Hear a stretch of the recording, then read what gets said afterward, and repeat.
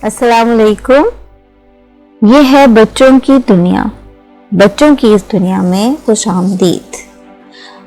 आइए साथियों, चलते हैं आज की कहानी की तरफ। ये तहरीर की है शकीला सुल्तान ने और इसका उन्वान है नेकी का बदला। प्यारे बच्चों, हिंदुस्तान के जुनूब में मैसूर एक बहुत बड़ा और मशहूर शहर है। बहुत वर्षों पहले की बात है कि रियासत मैसूर के किसी गांव में एक ब्राह्मण औरत रहती थी। उसका नाम भागुती था। भागुती के कई लड़के थे। लड़कों की खिदमत के लिए एक लड़का नौकर था जिसका नाम हैदर था। हैदर हर काम बड़ी होशियारी से करता था। भागुती उसके काम से बहुत खुश थी। वो उसको भी अपने बेटों की तरह चाहती थी और उसके खाने पीने का बहुत ख्याल रखती थी। हैदर भी भागुती को माँ के बराबर मानता था और माँ कहकर उसको मुखातिब करता था। हैदर लड़कपन में बहुत शरीफ और खिलंडरा था।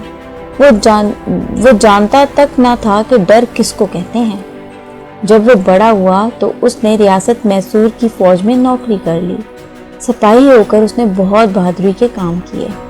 वो बराबर तरक्की करता जाता था, यहाँ तक कि एक दिन रियासत मैसूर की सारी फौज का बड़ा अफसर यानी सुपर सलार हो गया।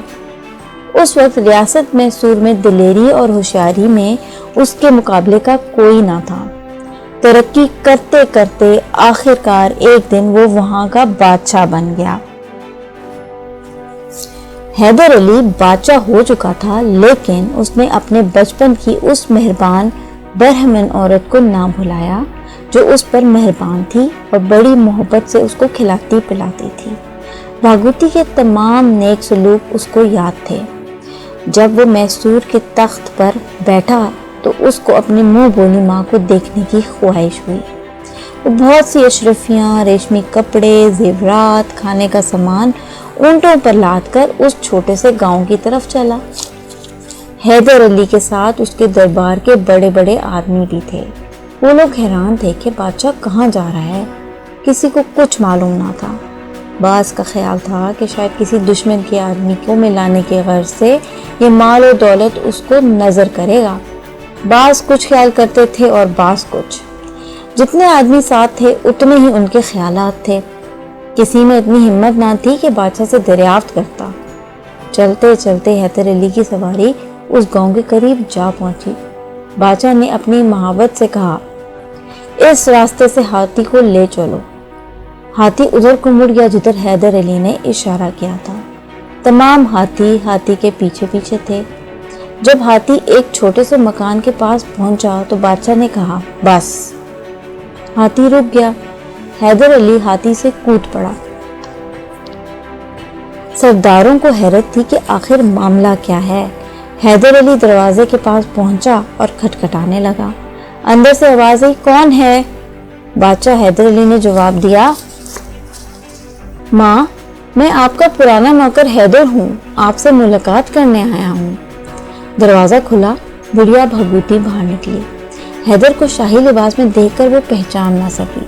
तब हैदर अली ने सलाम करके खुद ही कहा, अम्मा, मैं आपका पुराना नौकर हैदर हूँ, मेरे इन मामूली तोहफों को कबूल कीजिए। भागुती की आंखों से मोहब्बत के आंसू निकल पड़े। उसने हैदर अली के सर पर हाथ रखकर उसे दुआ दी और कहा, बेटा, तुम खूब फलो और फूलो। खुदा करे कि तुम मैसूर ही पर नहीं बल्कि तमाम दुनिया पर राज करो और तारीख में तुम्हारा नाम सुनहरे हरूफ से लिखा जाए। सचमुच खुदा ने भागुती की दुआ कबूल फरमा दी। हैदर अली ने बड़ी शान से हुकूमत की। तारीख में हैदर अली का नाम वाकई सुनहरी हरूफ से लिखा गया। हिंदुस्तान और पाकिस्तान का बच्चा बच्चा हैदर अली के नाम को जानता और उसकी बहादुराना कारनामों से वाकिफ है। और हाँ, ये वही सुल्तान हैदर अली हैं जिनके यहाँ अल्लाह ताला ने एक ऐसा फर्जंद अता फरमाया जो बड़ा होकर शेर मैसूर सुल्तान फतेह अली टीपू के नाम से मशहूर हुआ और जिसके बहादुराना कारनामे तारीख में अपनी मिसाल आप हैं। सुल्तान टीपू शहीद का कौल है, شیر کے ایک دن کی زندگی گیدڑ کے 100 سالہ زندگی سے بہتر ہے۔ اس طرح یہ اسلامی کہانی اختتام پذیر ہوئی۔ ہاں تو بچوں کی دنیا کے ساتھیوں، امید ہے آپ کو یہ کہانی پسند آئی ہوگی۔ آج کی کہانی کا اختتام یہیں پر کرتے ہیں۔